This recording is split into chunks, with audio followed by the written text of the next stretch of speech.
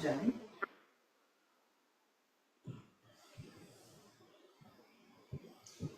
We talk a lot about the compassion series that we use here at the Unitarian Church. Worship Guild had created it, less than 1,000 years ago, but it's been for quite a while. Bruce kind of instigated the idea, and she recognized that the Golden Rule, and shared this with Worship Guild, and we kind of got on board, that the Golden Rule is something that seems to appear in all our religions. And so because of that, it's a good way for us to see the interconnectedness, the connectedness that we all share. So kind of Hans spoke about it and so many others. And since we talk about it so much, and we talk about how it is a through line through other religions, I thought we would take a moment just to recognize how it does appear in at least 13 of those religions.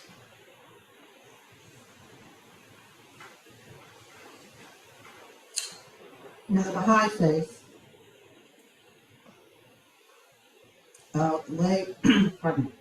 lay not on any soul that you should not wish to be laid upon you, and desire not for anyone the thing you would not desire for yourselves. In Buddhism, treat not others in ways you yourself would find hurtful. In Christianity, in everything do unto others as you would have them do to you, for this is the law and the prophets. Confucianism, one word which sums up the basis of all good conduct, loving kindness. Do not do to others what you do not want done to yourself. In Hinduism, this is the sum of duty. Do not do to others what would cause pain if done to you. In Islam, not one of you truly believes until you wish for others what you wish for yourself. In Jainism, one should treat all creatures in the world as one would like to be treated. Judaism, what is hateful to you, do not do to your neighbor. This is the whole Torah. All the rest is commentary. Go and learn it. Native spirituality, we are as much alive as we keep the earth alive. Sikhism, I am a stranger to no one, and no one is a stranger to me. Indeed, I am a friend to all. Taoism, regard your neighbor's gain as your gain, and your neighbor's loss as your loss. Unitarianism, we affirm and promote respect for the interdependent web of all existence of which we are a part. And Zoroastrianism, do not do unto others whatever is injurious to yourself. So by recognizing this through line truly spotlights the illusion of separateness that Thich Nhat Hanh, as I said, reminded us. And we embrace all those truths and recognize that it's a way for us all to connect. Now it's a time in our service for we take an offering. We know it's the gifts of all that helps support our ability to thrive and gather. For those attending in person, Randy and others will pass the collection plate. If this is part of your donation, your pledge, it would be excellent if you would use the envelope so you can sign up on that, so we can make sure that we ascribe that properly, and all offerings are gratefully accepted.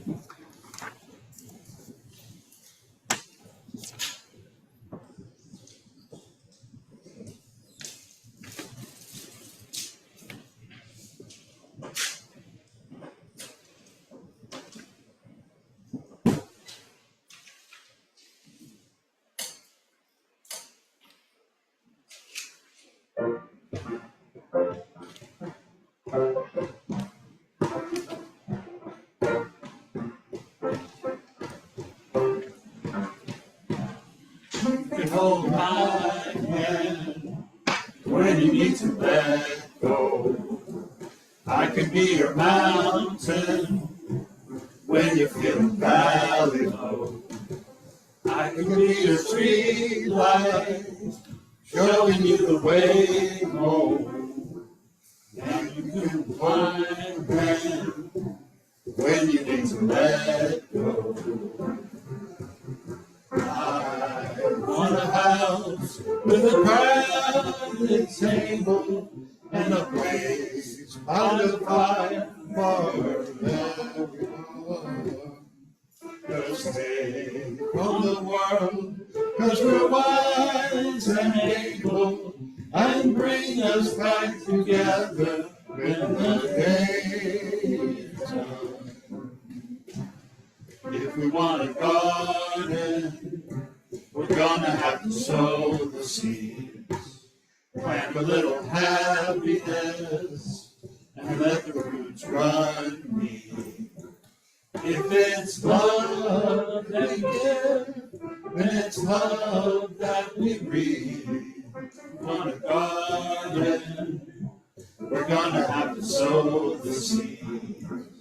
Yeah, I want a house with a crowded table and a place by the fire for everyone. Let us take on the world, 'cause we're wise and able, and bring us back together when the day is done. Your picture's on my wall, and everyone's broken, but everyone belongs. Everyone belongs. I want a house with a crowded table and a place by the fire for everyone.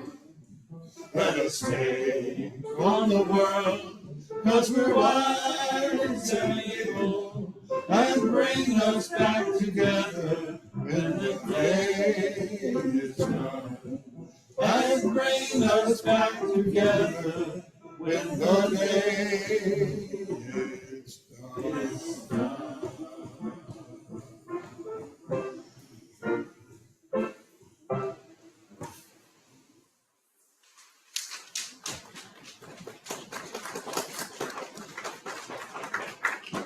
So for our offertory hymn, please join in singing number 34, Thou Art May Speak, to the prayer is fire, and you'll find it in the plate.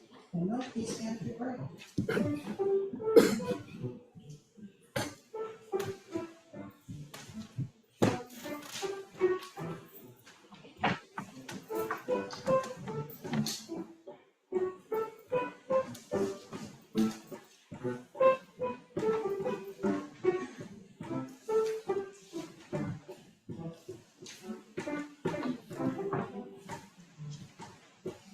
Though I may speak with bravest fire, and have the gifts to all inspire, and have not love, my words are vain, as sounding brass and hopeless gain. Though I may give all I possess, and striving so my love profess, but not be near my love within, the prophet soon turns strangely thin. Come, Spirit, come, our hearts control, our spirits long to be made whole. Let inward love guide every need. By this we worship and are free.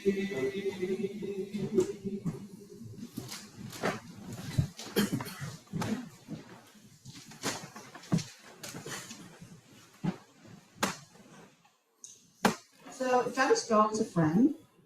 She was in our pulpit back in November of 23 when we had a panel of folks from the community talking about hunger in Staten Island. which I hope was an eye-opener for too many to learn how much unquantifiable hunger exists. Whether an educator knew about children on every level coming to school every day, literally hungry, to just what was going on in your own life, let alone your neighbors. So hunger is very real, obviously on Staten Island. And the week after that, we debuted our little free food pantry, which proudly sits outside next to our little free library. And I'd say it's become active and hopefully part of the community. And, we take care of it, and it takes care of lots of folks. So that's one way that at least we're being part of the community and also recognizing hunger on Staten Island. Now, a few months back, especially in the climate in which we currently live, politically and every other way, immigration was certainly in the forefront. And La Comena had a gathering in Stapleton at their offices there, invited community groups, community leaders to come and talk about immigration and the plight ahead. Many, many people came up, the room was filled, and many of us came, including Reverend Daniel. And we listened to speakers talking about how so many groups who are focused on immigration were trying to anticipate what to do and how to deal with what might be, coming into our community. So while we were there, Jody was also there. So of course we got to chatting. And I was not aware that there was a humanitarian committee that was part of the Episcopal Diocese. Jody is a congregant at St. Mary's Episcopal Church on Castleton Avenue. They are one of 7 or 9 eight Episcopal churches on Staten Island. They can become their own community. We Unitarians have to find others to be community with, and that's why we like to invite folks from other congregations, other denominations rather, into our pulpit. So in her capacity there, the idea of the Humanitarian Committee itself, the concept and how it's manifest among her particular church and Episcopalian churches, the idea really gelled that this would be an excellent way and an idea for her to bring into our pulpit and share with our community. So we can talk a little bit more about that. And it seemed to coincide beautifully with our compassion series, of course, which is about golden rule, do unto others, and a way for us to understand the through line that exists in all religions for all people. So on that score, we invited Jody Stoll to be here today. And just a little bit about her. Jody was born in Chicago, and I guess I can kid her and say, as soon as Jody starts chatting, I know she was born in that part of the country. Came to Staten Island in 1976. Jody was the health director for the Department of Ed for 28 years. She was a college professor for 30 years and taught at CUNY, at the College in New Rochelle, and Truro. She is currently the senior warden at St. Mary's, again, up on Castleton Avenue at Davis. She's co-chair of the Humanitarian Committee for the Inter-Parish Council of Episcopal Churches on Staten Island. And so we welcome Jody to our pulpit today. Thank you.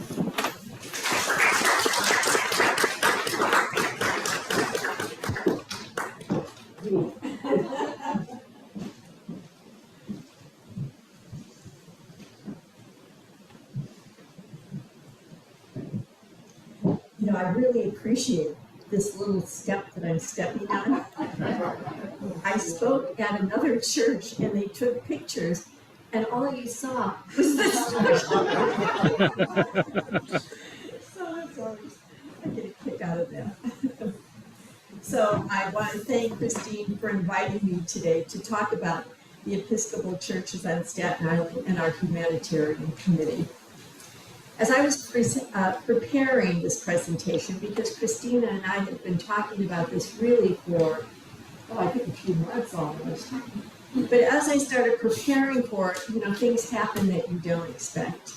And I was so taken back by my feelings of sadness and loss on hearing about the death of Pope Francis. I might be an Episcopalian, but my love of Pope Francis goes so deep in my heart. He's a man known for great courage and humility. He was steadfast in his love and concern for marginalized communities and the poor and forgotten. He was an advocate for global issues such as climate change, poverty reduction, and women's rights.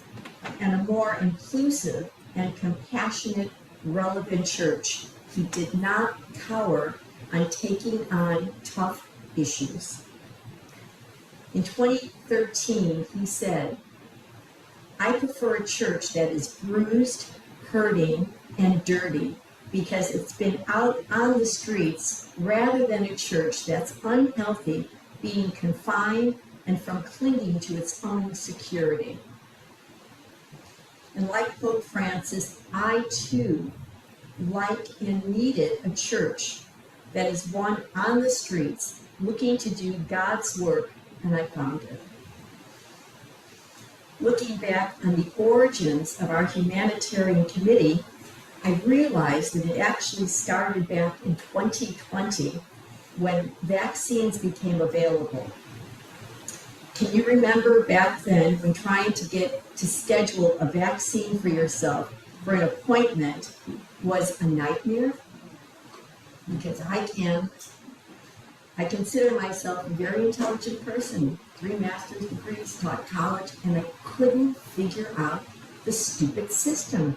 I kept getting thrown off every day.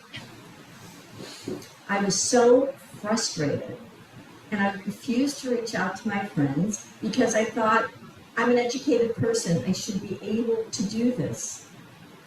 But I couldn't. And then I had my eureka moment.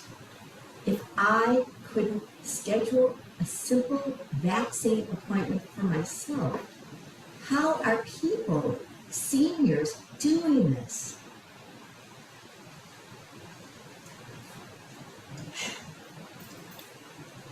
I had plenty of friends in high places. I had friends who were in health agencies on Staten Island, and I decided enough was enough.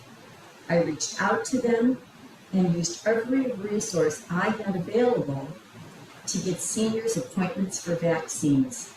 I started reaching out to my own church, St. Mary's, and very quickly it got much, much bigger than that, and I simply could not handle it by myself. My lesson learned was you don't have to do God's work by yourself. I prayed on it and started asking parishioners for help, and before you knew it, we formed a great team. Everyone found their niche and comfort level. Some members of our parish actually started picking up people they didn't even know and driving them to their appointments. I was getting calls from people all over the island who just heard about what we were doing. I even got a call from the Advance who did a front page article on the team, and they nicknamed me the COVID fairy. I've been called worse. And we kept going. I think one of the most inspiring things during that period was I received a call from this woman, and she kept asking for more names, if I could schedule them. And finally she said, I'm the First Lady at First Baptist Church. She said, we need a lot of help. They had a very, very large, population there. And she said, can you help us? And we were actually able to pull off having an on-site triage of clinicians go to their church and get vaccinated at their site. And I have to say, Lord God, now I call that getting down and dirty and doing church in the street. And that was the seed planted that grew into our Humanitarian Committee. Can I get an amen? Amen. All right. So the Humanitarian Committee. The first asylees came to Staten Island back in October of 2022. When I read about it in the Advance, I immediately go running to my priest, who always worries because he knows I'm going to ask for more. And I said, well, what are we going to do about it? And he said, well, I don't know. But I was just talking to my priest in Christchurch, and he said there was a woman there who also wanted to do something. So I made contact with her. She's since become my spiritual advisor. At 83 years old, the woman is amazing. And we proposed that we would talk to all 8 of our Episcopal churches, which is called IPC, our Inter-Parish Council. We did, and they gave us their full support. In late 2023, a representative from the diocese asked us, at that point, we had been doing lots of work, and they had heard about this work that we're doing on Staten Island. I think Staten Island is so special. We can do more here than I think any other borough in the city because we know how to work together. We know how to support each other. So in 2023, we got a call from the diocese and they said, could you please get your team together and write an article for the Episcopal newsletter? It goes out to all of the churches in the New York area. And they said they would be very happy if we did that. So of course we said yes. We got the team together. Everybody put in their thoughts on it. And as life has it, the last publication of the Episcopal newsletter happened like 2 weeks before we got approval for our article, and it was never published. So, with your permission, I think that will tell you more about the work we did at that time than anything I could say, and plus it's from the team. Can I read that to you? Yeah, great, thank you. The article is titled, "We are more than just a headline and a soundbite on Staten Island. We are children of God. We are leaders in our churches who practice God's love and welcome strangers. We are the ad hoc committee of Staten Island, who came together to do God's work, and this is our story to tell." A call for help went out as over 1,000 asylees arrived on Staten Island. This call was for our brothers and sisters and their children who sought freedom from tyranny in their homelands. They traveled by foot across hundreds of miles to come to America's shores for safety and hope and opportunity. This call for action gave our Episcopal family the inspiration to reach out and show acts of kindness as Jesus has taught us to do.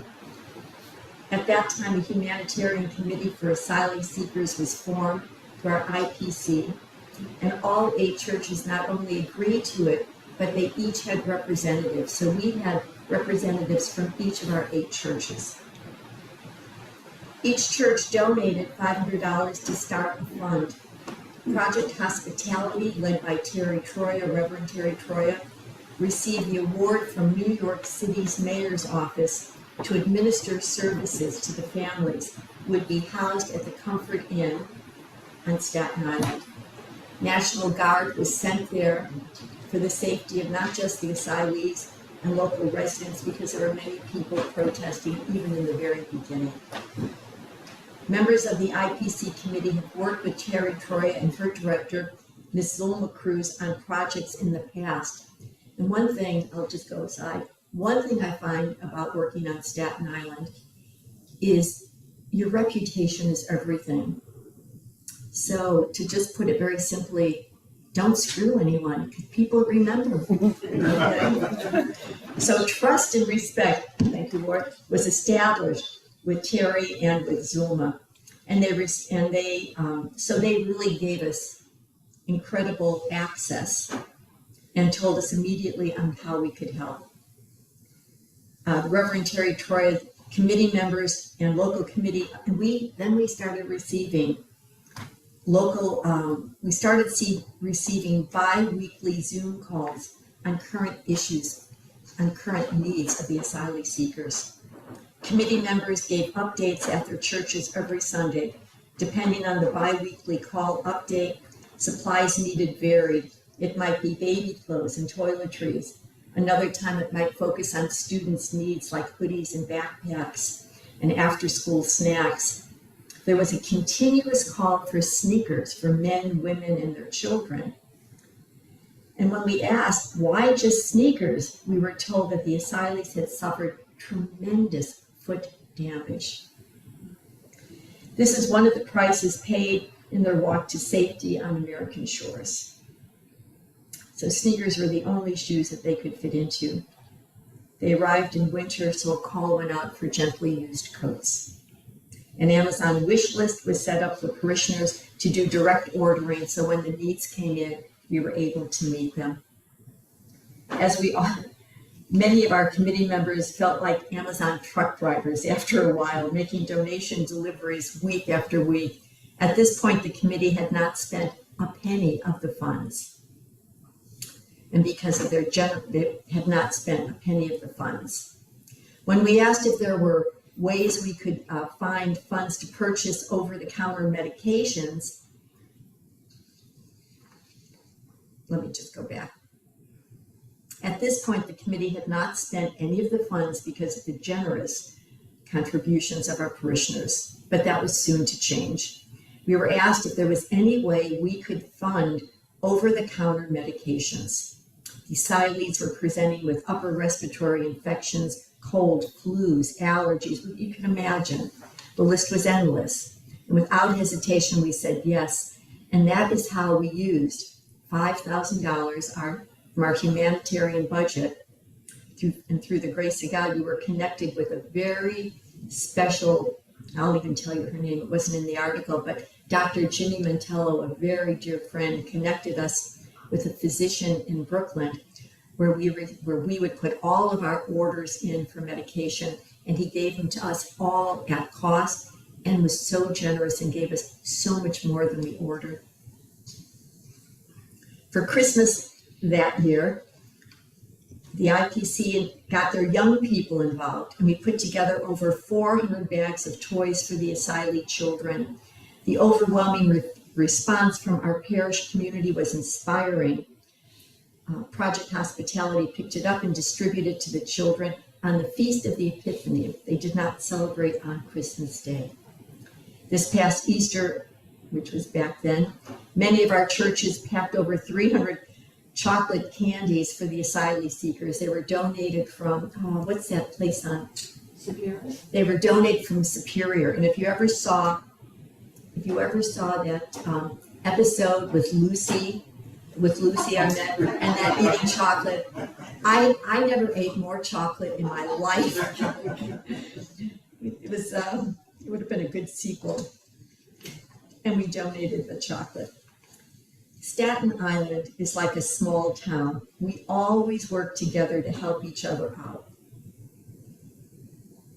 But the times were changing. Today, pushback, and this again was written back in 2022. Today, the pushback of housing asylum seekers, or the pushback to house asylum seekers, is polarizing our community, and it now hit our house. It happened at St. John's Episcopal Church on Bay Street, where they tried to get asylum seekers. They tried to house, I think, about 20 or 30 asylum seekers.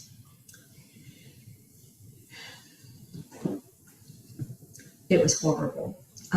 What happened next was not just frightening, but it was so disheartening. A wall of resistance that including threats of every kind were sent to him. And there was an article, was a letter in the Advance with every single political leader at that time, with I think the exception of Hall, who said, there's no need for this on our island. We don't know what 2024 has in store for us, we wrote in Staten Island, but this is not the end of our story. It is the beginning of a new chapter. And rather than feel rejected and defeated, our Humanitarian Committee is ready to continue God's work. We ask for prayers and your support for the families that have reached out to our shores and need compassion and love. Now is the time for us to remember that we are the Lord's shepherds, and the time is now to protect the flock. That's the end of the article. Since that time, all of the asylee families that we've worked with, all of the asylee families on Staten Island have been relocated to other boroughs. in early March and in early April. Children who were in school receiving services were uprooted and placed in new schools. We wanted to fight and advocate, just let the students stay until the end of the semester, until June. And when I spoke to Terry and Zulma, they said, Jody, it's too late. The city already terminated the leases on the hotels. On February 11th of this year, more than 24 Christian and Jewish organizations, including the Episcopal Church, sued the Trump administration for allowing immigration officers to target churches and sensitive places for arresting and certain sensitive places to arrest asylum seekers. This lawsuit notes that many congregations serving immigrant communities have already, and we have already seen on Staten Island, the decrease not only in our churches, we have about, I'd say, a 20% decrease in our food pantry. At Project Hospitality, which is the largest immigrant community receiving food, they had to move the location of their food pantry because ice trucks were out there.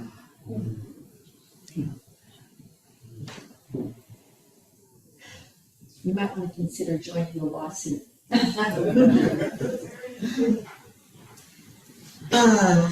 We at St. Mary's have also changed our practices.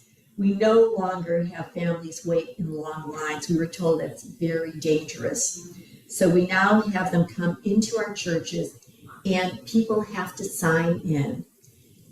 By doing that, we say that they've been invited into our church. So if ICE comes to our doors, they are not invited in our church, and we do not have to let them in until they arrest us. Many of us have gone through several trainings on Know Your Rights, and we also give out little information cards on Know Your Rights at the food pantry. And I've seen many Unitarians at these trainings too. Our Humanitarian Committee is currently focused on supporting the Help Center in Port Richmond. It's a program of Project Hospitality that supports many immigrant families and anyone who needs services. We're currently using our funds to purchase Metro cards to help these families get to the center for the services they need. And that also includes legal services. Our church, and again, I find doing the kind of work we do, we gotta ask, like, what's needed? And they told us that they needed Metro cards. They also said that they needed diapers. That's so expensive and it cuts right into their food budget. And I thank you for offering me an honorarium, and I didn't accept it before and I didn't want to accept it now. And Christine said, Jody, use it for diapers. So I am accepting it, and it will all be used for diapers. And in case anyone's interested, we need size. What did I say, Christine? I think we said we needed sizes 4. Oh, 3, 4, and 5. So, and I also have my cars available to pick up. Again, I thank you for having me here today as your speaker. Every time I come here, I just get such a feeling of calmness and camaraderie, and it's really a blessing to be here. So I'd like to end with my favorite Bible verse, if that's okay. It's Matthew 25. For I was hungry, and you gave me food. I was thirsty, and you gave me a drink. I was a stranger, and you welcomed me. I was naked, and you clothed me. I was sick, and you visited me. And I was in prison, and you came. And then the righteous asked him, but Lord, when did we see you hungry and feed you, or thirsty and give you a drink? And when did we see you as a stranger and welcome you, or naked and clothe you? And when did we see you sick in prison and visit? And he replied, "Truly I tell you, as you did it for one of the least of these, my brothers, you did it to me." God bless you, and God bless your family, and thank you for having me.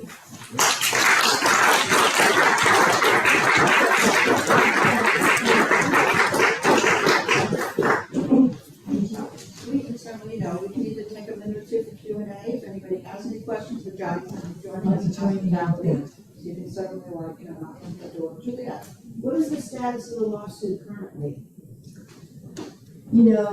Like all lawsuits, I think it goes on and on and on. But I will certainly be happy to update you. I'll update Christine so she could share that with you.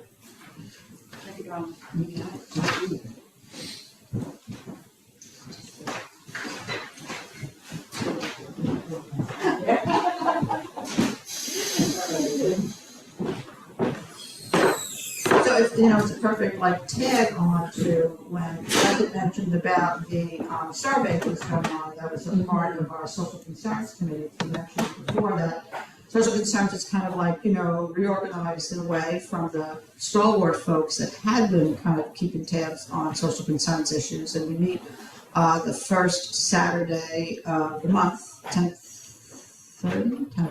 o'clock here in the parish hall for about 90 minutes or so. So everybody's welcome. We have at least, a crew of 12, 15 folks that are coming. And so please, if you're, not inspired already and you're thinking that maybe you have some time, no one is going to be asked to do anything they don't have the capacity or the wherewithal to do, so don't be scared. If you're interested at all, please come. And it's worth mentioning that at our last meeting, Daniel invited Reverend Stephanie from the Trinity Lutheran Church, to get the Lutherans involved, because they have organized a legal clinic for immigrants. And they have, I think their start date is May 1st. Yeah, their start date is May 1st. They're still looking for possibly some assistance. I think Brett and Chelsea were there on their setup day, so you could check in with them about any other needs they may still have. And obviously, other than that, it would be spreading the word about this. And to Jody's point, and this even goes back years when you would have a Know Your Rights event of any kind, folks would be, afraid to come for all the reasons, and it's just become that much more intense now. So I think we'll be watching to see how things go at Trinity Lutheran, to see how that goes, and certainly support them, as they move forward. So it's all about the community, knowing about community, and trying to support each other as best we can. So I just wanted to mention that here. Vicki? The survey is on Facebook or in the mail, or how do we look for it? It's going to be sent to members' emails tomorrow. By email? Yeah. Okay. Okay, so the question for anybody at home, the survey that Chelsea primarily was organizing some social concerns is going to be going out by email to all our members, so you can find it there. Okay, so again, Jody, thank you so much. It's great. It's inspiring to hear everything that one little church is doing, and St. Mary's is another one of our many little churches. So, thank you for being here today. It's great to see you. Moving forward, we have a closing hymn, and it's number 168. One more step, which I think are very appropriate closing for us today. One more step in your great hymnal. Please stand as you are able.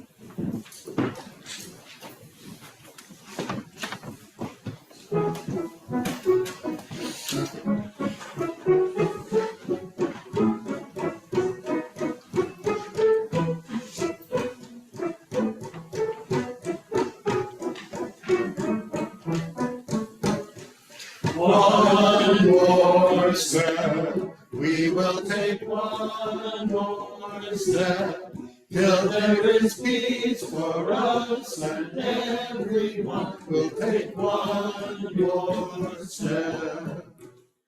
One more word, we will say one more word, till every word is heard by everyone. We'll say one more word. One more prayer, we will say one more prayer, till every prayer is shared by everyone. We'll say one more prayer. one more song. We will sing one more song. Till every song is sung by everyone. We'll sing one more song.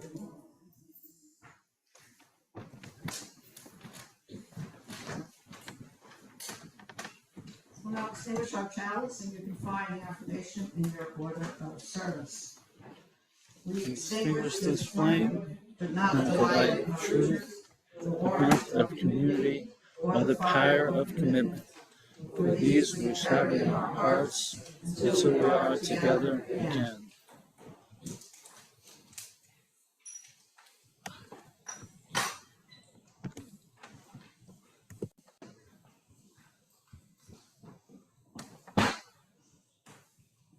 Our closing words today are Go in Peace by Reverend Mark L. Bellatini.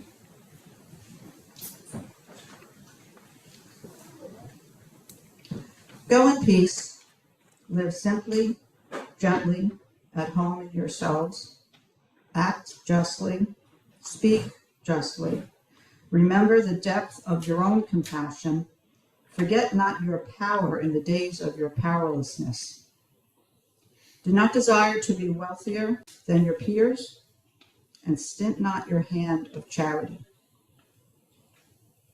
Practice forbearance, speak the truth, or speak not. Take care of yourselves as bodies, for you are a good gift. Crave peace for all people in the world, beginning with yourselves, and go as you go with the dream of that peace alive in your heart.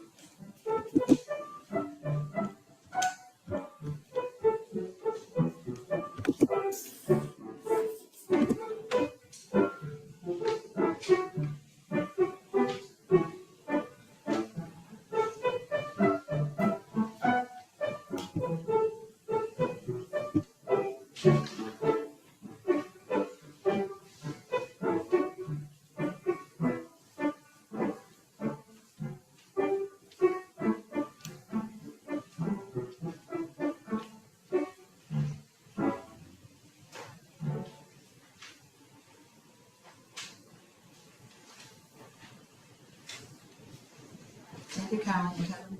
So ends our service. So come on back into the parish hall, through the magic door that's going to open on my right and your left, and join some hospitality and chat with Jody or anybody else, or share some other ideas if you have any social concerns.